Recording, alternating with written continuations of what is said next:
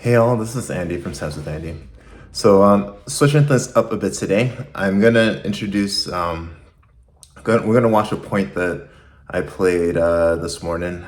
Played in doubles, and I want to introduce two concepts. One is string theory, and that's a concept that I think is very important in doubles. And two is you don't have to hit clean shots for it to be an effective shot. So let's roll the tape. So I'm playing here with Corey.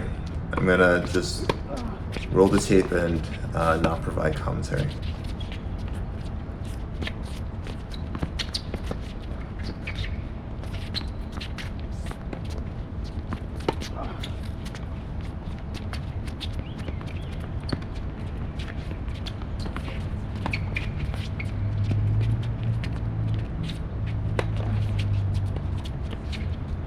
Great. So points over. We want that point off of Corey's overhead. But the string theory, what I want to introduce is the fact that if you look at, I'm using Corey now for example because I think we play pretty well together. But if you look at doubles in general, I feel like the players are connected by a string, right? And so if I'm moving left, Corey's moving left. If I'm moving right, Corey's moving right. If Corey's moving up, I'm moving up. And sometimes you see your partner doing the movements. Sometimes you just feel your partner doing the movements, or you have that intuition as to where they're going to go, right? So that's critically important. And the one time where I think that string theory breaks, but then gets resolved, is that if both partners, as you saw, I think maybe the second to last volley, are going after the ball at the same time, they could converge momentarily, but after that, they break apart into the respective distance. So that's number one. And then number two, you don't have to hit the ball clean for it to be a good double shot. I count 3 framed shots that I hit in this point alone. I think about 3 frame shots and then 1 sort of like push backhand.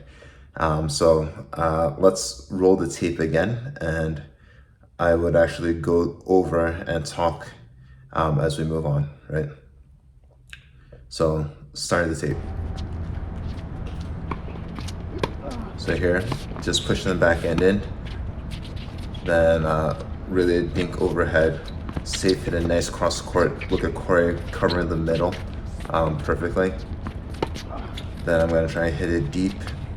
Michael's gonna go for the drop shot. Corey and I are both moving up, right? Converge right there.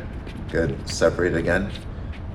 I shank this overhead, but Corey's expecting the second one, and then he hits it in. So it's one where it's dynamic. You have to be fluid, and one where like I think as with the rise of video analysis and everything, sometimes we get caught up in the wrong things, right? I'll be number one, for example.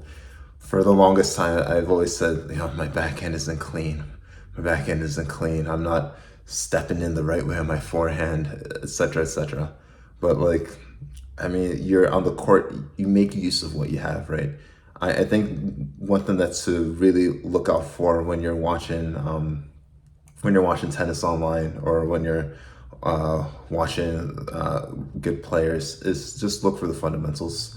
And also watching Novak play today, and Novak is Mr. Fundamental, especially in tiebreakers. He always seems to hit the right shot at the right time, like never goes for too much. When he has his opportunity, he goes for it. So really looking at fundamentals of shot placement, fundamentals of movements, and everything else, whether it's your form on your backhand or whatever it may be, like it's sort of second fiddle to getting the fundamentals down. So that's my take for today. String theory, move with your partner, right? And then number 2, don't worry about a few frame shots. This is Andy from Tennis with Andy. Play smart and see results.